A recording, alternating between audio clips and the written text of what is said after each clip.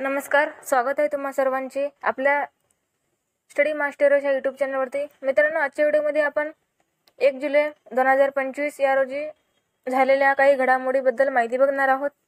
तर आजच्या व्हिडिओला सुरुवात करूया। आपला पहिला प्रश्न आहे, देशातील पहिल्या संविधान उद्देशिका पार्कचे लोकार्पण कुठे करण्यात आलेले आहे? तर या प्रश्नाचे आन्सर आहे नागपूर। नागपूर येथे देशातील पहिल्या संविधान उद्देशिका पार्कचे लोकार्पण करण्यात आलेले आहे। त्यानंतर पुढचा प्रश्न, नागपूर येथे देशातील पहिल्या संविधान उद्देशिका पार्कचे लोकार्पण कोणाच्या हस्ते करण्यात आलेले आहे? तर या प्रश्नाचे आन्सर आहे भूषण गवई। भूषण गवई यांच्या हस्ते नागपूर येथे देशातील पहिल्या संविधान उद्देशिका पार्कचे लोकार्पण करण्यात आलेले आहे। त्यानंतर पुढचा प्रश्न, RAWच्या मुख्यपदी कोणाची नियुक्ती झाली आहे? तर पराग जैन यांची RAWच्या मुख्यपदी नियुक्ती झालेली आहे।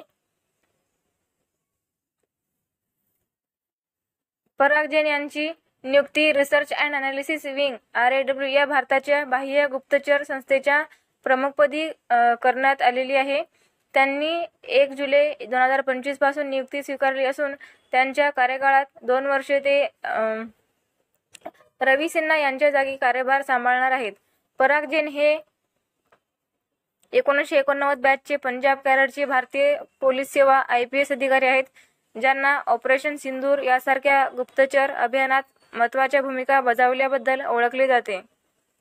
त्यानंतर ते रवी सिन्हा यांच्या जागी RAWचे नवे मुख्य प्रमुख झालेले असून 30 जून 2025 रोजी सिन्हा यांचा कार्यकाळ संपेल आणि जैन यांचा कार्यकाळ 1 जुलै 2025 ते 30 जून 2027 पर्यंत राहणार आहे।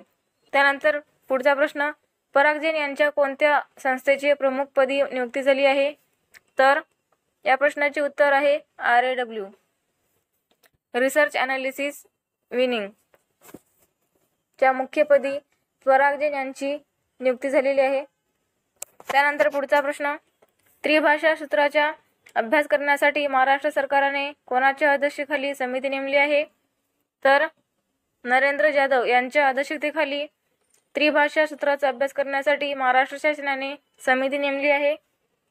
त्यानंतर पुढचा प्रश्न, 2025 मध्ये सर्वाधिक वृद्ध जगात कोणत्या देशात आहेत? तर जपान या देशात सर्वाधिक वृद्ध आहेत। त्यानंतर जपानबद्दल माहिती बघूया। जपानची राजधानी आहे टोकियो, चलन आहे येन, पंतप्रधान आहेत फुमियो किशिदा, सम्राट आहेत नारुहितो आणि येथे अध्यक्षपद नाही आहे, तिथे राज्यसत्ता असलेला देश आहे। जपान हा देश राज्यसत्ता असलेला देश आहे। त्यानंतर पुढचा प्रश्न, जपानमध्ये जगात सर्वाधिक किती दशलक्ष वृद्ध आहेत?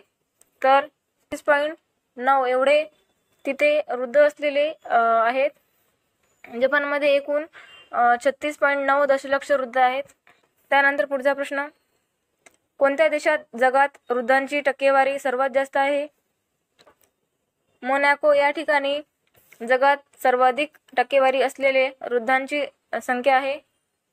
त्यानंतर मोनॅको या देशाबद्दल माहिती बघूया। मोनॅको या देशाची राजधानी आहे मोनॅको, हा सर्वात लहान देश आहे।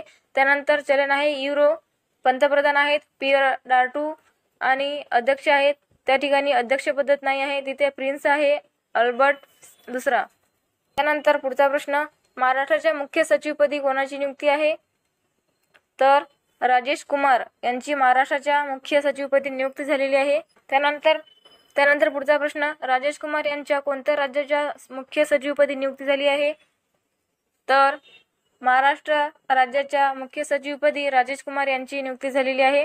त्यानंतर पुढचा प्रश्न, पहिला इंडिया हॉकी मास्टर्स कप 2025 मध्ये कोठे पार पडला आहे?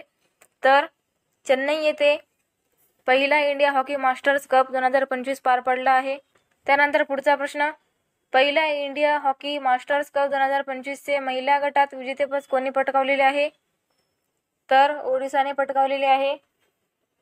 त्यानंतर पुढचा प्रश्न, पहिला महिला हॉकी मास्टर्स कप 2025 चे महिला उपविजेतेपद कोणी पटकावलेले आहे? तर पंजाब या राज्याने पटकावलेले आहे। त्यानंतर दुसरा प्रश्न, पहिला इंडिया हॉकी मास्टर्स कप 2025 मध्ये पुरुष श्रेणीमध्ये विजेतेपद कोणी पटकावलेले आहे? तर तामिळनाडूने पटकावलेली आहे. त्यानंतर पुढचा प्रश्न, क्रिकेटच्या तिन्ही फॉर्मॅटमध्ये शतक झळकवणारी पहिली भारतीय महिला क्रिकेटपटू कोण ठरलेली आहे? तर स्मृती मानधना ही ठरलेली आहे. नंतर पुढचा प्रश्न, खालीलपैकी कोण जगातील क्रमांक 1 चा भालाफेकपटू ठरला आहे? तर नीरज चोप्रा हा जगातील पहिल्या क्रमांकाचा भालाफेकपटू ठरलेला आहे. नीरज चोप्रा किती गुणांसह जगातील पहिल्या क्रमांकाचा भालाफेकपटू ठरला आहे? तर त्यांनी एकूण 1445 एवढे गुणांसह जगातील पहिल्या क्रमांकाचा भालाफेकपटू ठरला आहे. मित्रांनो, व्हिडिओ आवडला असेल तर लाईक करायला विसरू नका. धन्यवाद.